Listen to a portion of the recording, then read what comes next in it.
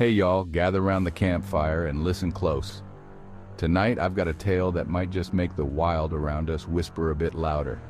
So, grab your marshmallow stick, keep your flashlight handy, and let your imagination roam into the dark woods with me.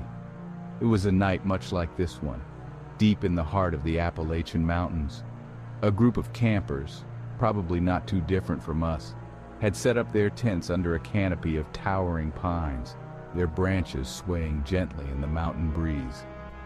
The fire crackled, casting eerie shadows on the faces of those gathered around, just as ours does now.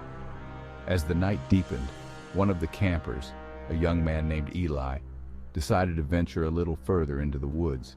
Maybe he needed some space, or perhaps the call of the wild was just too strong to ignore. Armed with nothing but a small lantern, Eli walked into the embrace of the dark woods.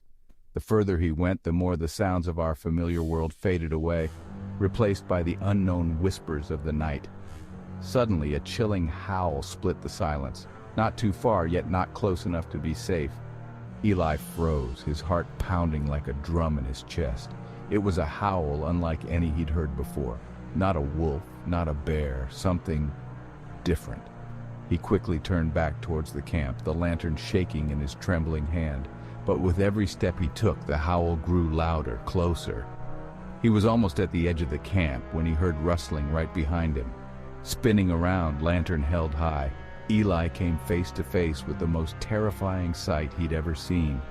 Eyes glowing in the lantern light, a creature, both familiar yet bizarrely twisted, stood on the edge of the light's reach.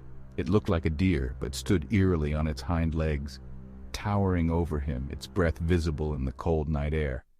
Frozen with fear, Eli could only watch as the creature, the Wendigo, some would later say, stared back at him.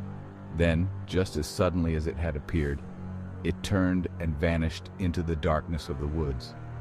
Eli, heart still racing, stumbled back to the fire, his eyes wide with fear. He spoke of what he saw, but the woods were silent again, as if the creature had never been.